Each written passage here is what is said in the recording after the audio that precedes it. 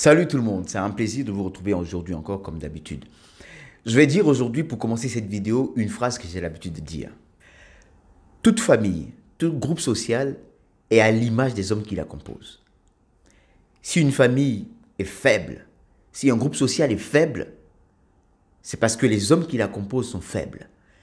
Si un groupe social, si une famille est forte, un pays est fort, c'est parce que les hommes qui la composent, les hommes qui le composent, ce pays-là, ou ce groupe social-là, sont des hommes forts. Juste pour vous dire un peu l'importance capitale de l'homme, si tu veux, de la masculinité dans toute société.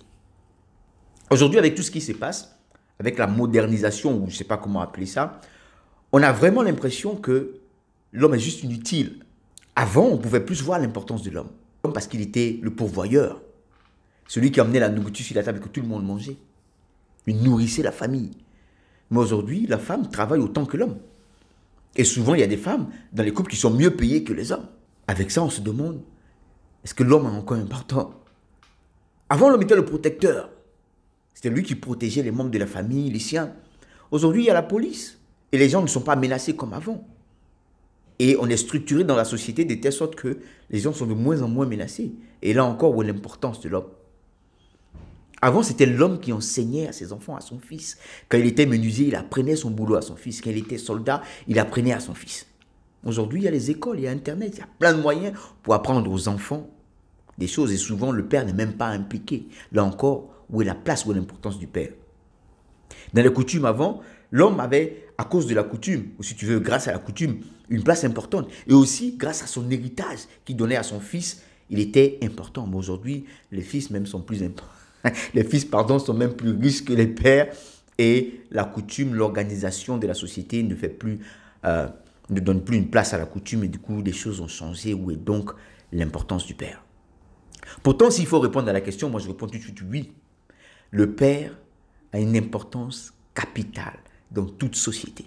Dans cette vidéo, je vais essayer de te montrer pourquoi est-ce que je dis que une société faible, une société qui n'arrive pas à atteindre ses objectifs est à l'image des hommes qui la composent et une société forte à l'image des hommes qui la composent.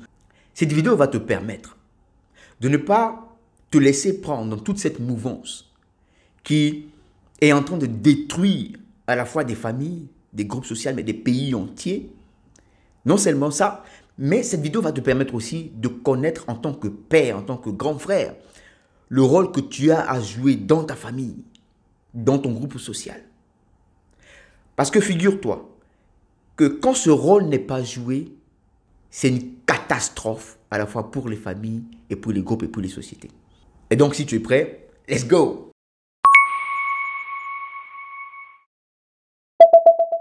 Comme je le disais au début de cette vidéo, nous allons parler aujourd'hui de l'importance capitale de l'homme, la masculinité, dans tous les groupes. Le but de cette vidéo n'est pas de comparer l'homme et la femme. Le but de cette vidéo n'est pas de dire que l'homme serait mieux que la femme ou que la femme serait mieux que l'homme. Non. Pour moi, l'homme et la femme sont complémentaires. Ceci étant, je pense que nous pouvons aller plus loin. On ne peut pas parler de l'importance capitale de l'homme sans parler du rôle de la femme.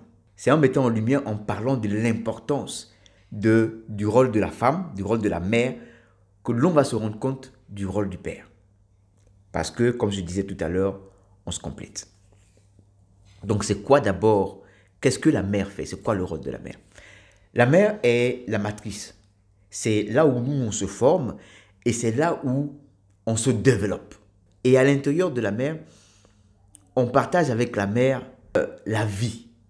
On mange à travers elle, on boit à travers elle, on se nourrit à travers elle, si tu veux, on respire à travers elle, on vit à travers la mère. Et à l'intérieur d'elle, on partage non seulement toutes ces choses-là, mais on partage aussi ses émotions. Et on fait un avec la mère. C'est, si tu veux, la source, le début de notre existence. Et ça implique beaucoup de choses.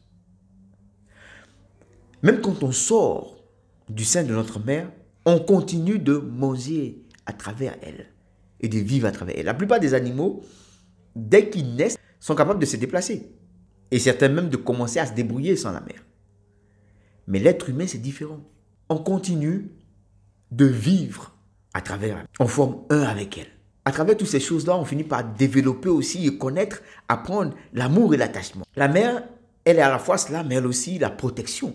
Si vous voyez un peu comment une mère tient un enfant, c'est toute une armure. Tous les organes vitaux de l'enfant sont protégés.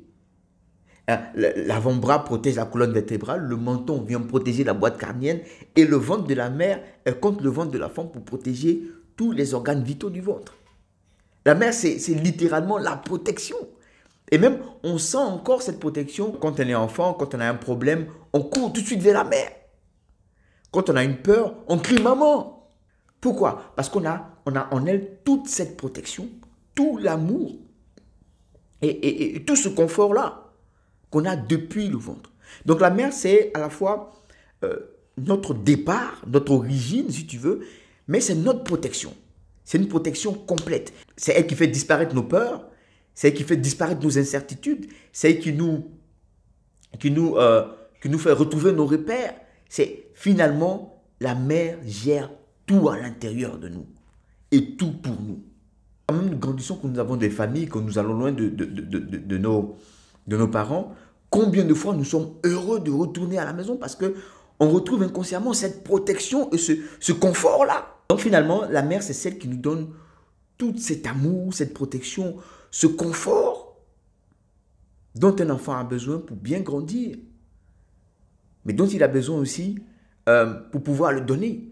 Et finalement, c'est ça qui nous permet de donner de l'amour, de la compassion, du confort aux autres. Parce qu'on apprend de notre mère. Mais, malheureusement, la vie dehors, la vie de tous les jours, la vie en société, est loin de ce confort, de cette protection, et de cette mère nourricière, de cet attachement-là. Dehors, c'est différent. Il y a des problèmes, des incertitudes, du déséquilibre et autres. Et comment l'enfant va donc faire?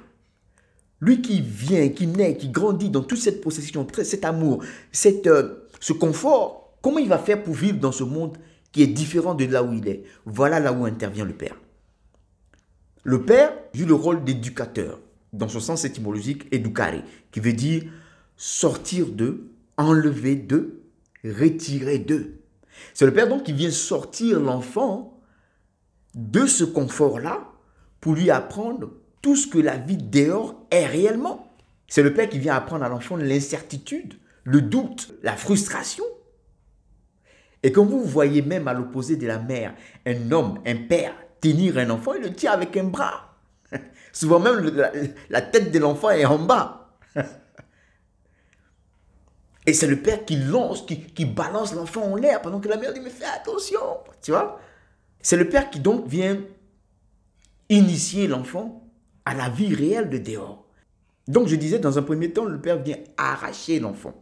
Et le fait de sortir l'enfant, d'extraire l'enfant de ce confort et de cet amour, de tout ce beau cocon-là, ça permet non seulement à l'enfant de créer sa propre identité, parce qu'il avait une identité confondue à celle de la mère, ça lui permet maintenant de créer sa propre identité différente de celle de la mère.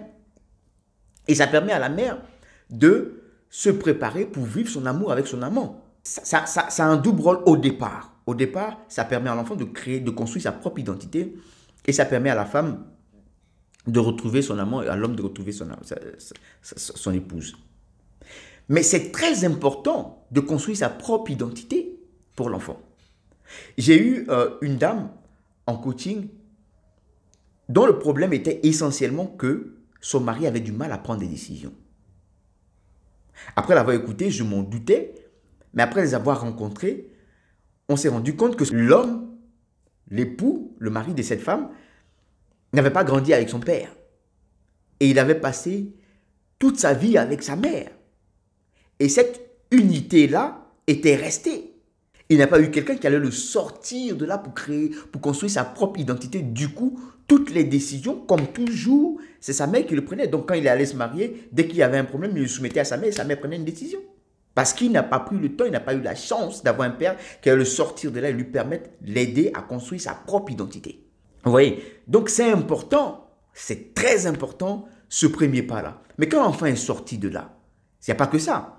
L'enfant va commencer avec le père à apprendre tout ce qu'il y a dans la vie de tous les jours, comme je disais. Les incertitudes. L'enfant va apprendre, va faire face à l'incertitude. L'enfant va apprendre aussi que la toute-puissance qu'il avait avec sa mère, parce que quand il était avec sa mère, tout ce qu'il voulait, tout ce qu'il demandait, il était le roi. Avec la maman, c'est comme ça que ça se passe. Hein? On veut ci, maman, ok, on veut ça. Il suffit qu'on crie un peu, on mette un peu la pression émotionnelle. Maman est faite comme ça pour que l'enfant apprenne à construire une certaine confiance en lui. Ce n'est pas quelque chose de mauvais, c'est bon. Il faut juste le doser. Tous les enfants en ont besoin. Pour permettre un certain équilibre. L'amour, pour donner l'amour. La patience de la mère, pour être patient. Et tout ça, c'est important. Ça construit. Ce n'est pas quelque chose qui est mauvais.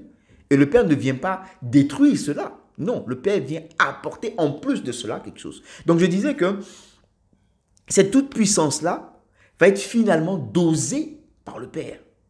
Qui va lui dire, qui va lui faire comprendre que tu as des droits, tu as ce que tu veux, mais ça s'arrête là où le droit des autres commence. Et c'est avec le père qu'on apprend cela. C'est le père qui dit non, c'est pas ton jouet. Mais maman, elle est tellement gentille que souvent elle dit oui, c'est ton jouet, mais prête-lui 2 minutes. Laisse-lui jouer avec ça 2 minutes et le rend. Tu vois. Mais le père, il va dire non, c'est pas ton jouet, rends-lui son jouet. Tu vois, pour permettre à l'enfant de comprendre que ta toute puissance a des limites. Et ça encore, quand tu n'as pas un père pour te le donner, tu ne comprends pas qu'on te dise non quand tu grandis. C'est le père qui vient t'apprendre à gérer ta frustration, à gérer tes peurs, à te surpasser, à gérer tes limites. Tu vois? Mais c'est aussi très important, le père qui vient t'apprendre ce que c'est que les règles, les lois. On se rappelle tous, quand on fait une bêtise à la maison et que maman dit « Si ton père vient, je lui en parle. » Et quand elle dit ça, on sait tout de suite que c'est mort. On commence à paniquer, vous savez de quoi je parle. Et ça, on commence à apprendre la loi. On commence à avoir nos limites. En ce moment-là. Et quand on sort, quand on grandit, on sait comprendre l'autorité dehors. Il a même été prouvé que la plupart des jeunes noirs qui se retrouvent en prison, très jeunes déjà, parce que les prisons américaines sont remplies de noirs, la plupart des jeunes, la plus grande part des jeunes qui se retrouvent dans ces prisons-là, sont des gens qui n'ont soit pas de père ou qui ont grandi sans le père, en tout cas sans une présence paternelle. Donc ce sont des gens qui n'ont pas eu la chance de pouvoir expérimenter l'autorité. Du coup, quand ils grandissent, ils s'opposent tout de suite à l'autorité parce que c'est quelque chose qu'ils ne comprennent pas. Donc c'est le père qui finalement va montrer à l'enfant qu'il y a une vie dehors et voilà ce que tu dois apprendre pour entrer dans cette société-là, pour entrer dans cette vie-là. Et la plupart des déséquilibres qu'il y a aujourd'hui dans la vie de certaines personnes est dû très essentiellement à l'absence du père. Ou même quand le père était là, il n'a pas joué son rôle parce qu'il a été féminisé par une société ou parce qu'il a voulu adopter certaines philosophies en s'éloignant de ce qui est naturel. Donc, il est important, et cela je m'adresse aussi bien aux hommes qu'aux femmes, il est important que chacun, en tant que père ou en tant que mère, joue son rôle. C'est important pour que nos enfants, nos petits frères, puissent avoir un certain équilibre et avoir une vie meilleure dans la société. Donc l'homme est finalement, si tu veux, celui qui introduit le futur homme dans le groupe dans lequel il va vivre. Et voilà pourquoi je dis que quand une société échoue, c'est parce que les hommes de cette société ont échoué. Quand une société a fait de grandes choses ou a réussi, c'est parce que les hommes de ces sociétés-là ont réussi dans leur rôle.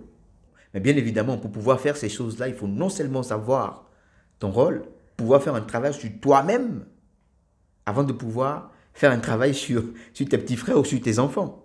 C'est pourquoi, une fois de plus, il est important de travailler sur soi-même. Et si tu veux avoir les outils, si tu veux avoir les idées, si tu veux avoir les moyens de pouvoir travailler sur toi-même au jour le jour, abonne-toi à cette chaîne, active la cloche de notification pour ne rien rater de ce qui concerne les hommes. Comme d'habitude, c'était un grand plaisir pour moi de partager ces vidéos avec vous. On se retrouve dans la prochaine. On est ensemble, gars.